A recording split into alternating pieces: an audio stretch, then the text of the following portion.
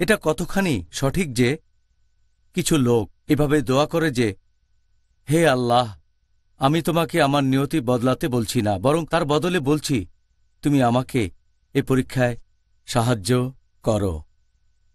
আমি জানি যে অনেক মুসলিম এই দোয়াটা পড়ে, তবে এটা আল্লাহর কাছে দোয়া করার সঠিক নিয়ম না।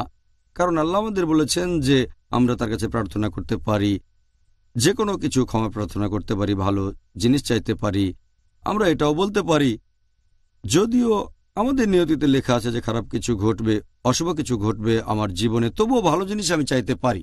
তাই এভাবে বলা ভুল যে আমি তোমার বিধান বদলাতে বলছি না, তবে আমাদের সাহায্য করো। আর পবিত্র কোরআনে বলা হয়েছে সূরা ফালাক অধ্যায় নম্বর 13, এখানে বলা হয়েছে যে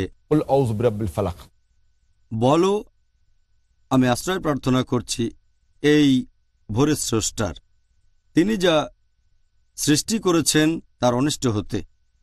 তাহলে আমরা আল্লাহর কাছে ক্ষমা প্রার্থনা করছি অনিষ্ট হতে, আশ্রয়ের জন্য। এই হাদিসটা আছে সহিহ বুখারীতে, খণ্ড নম্বর 9, বুক অব কদর, হাদিস নাম্বার 6616। আমাদের নবী বলেছেন যে তোমরা আশ্রয় নাও আল্লাহ সুবহানাহু ওয়া তাআলার কাছে প্রাকৃতিক দুর্যোগের হাত থেকে বাঁচতে, খারাপ এবং অশুভ কাজের হাত থেকে এবং শত্রুর আনন্দ উল্লাস থেকে বাঁচতে। তাহলে কদর বদলানোর কথা আল্লাহ সুবহানাহু ওয়া তাআলার কাছে প্রার্থনায় বলতে পারেন। আমি এখানে একটা উদাহরণ দিচ্ছি যে ধরেন একজন ছাত্র কোনো একটা পরীক্ষা দিল আর পরীক্ষাটা ভালো হলো না, সে জানে সে ফেল করতে পারে। সে বাসায় এসে আল্লাহ সুবহানাহু ওয়া তাআলার কাছে দোয়া করল, হে আল্লাহ সুবহানাহু ওয়া তাআলা আমাকে পাশ করিয়ে দাও।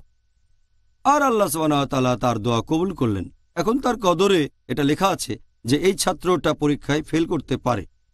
সে বাসায় এসে আল্লাহ তাআলার কাছে দোয়া করল।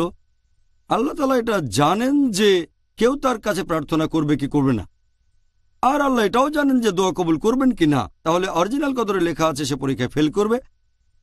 আল্লাহ এটাও আগে থেকে জানেন ছেলেটা বাসায় এসে আল্লাহর কাছে দোয়া করবে পাশের জন্য, যাতে সে পরীক্ষায় উত্তীর্ণ হতে পারে। আল্লাহ এটাও জানেন তিনি তার দোয়া কবুল করবেন, ছেলেটা পরীক্ষায় পাশ করবে। তাহলে এখানে কদর ঠিক আছে, সে পাশ করেছে, কিন্তু আগের কদর যেখানে লেখা আছে সে ফেল করবে, যখন দোয়া করল তখন আগের কদরটা বদলে গেল। তবে আল্লাহর আছে ইলমে গায়েব যে ছেলেটা দোয়া করবে কি করবে না। সেজন্য আমরা সবসময় দোয়া করব আল্লাহ সুবহানাহু ওয়া তাআলার কাছে, তার কাছে ক্ষমা প্রার্থনা করব এবং সাহায্য চাইব।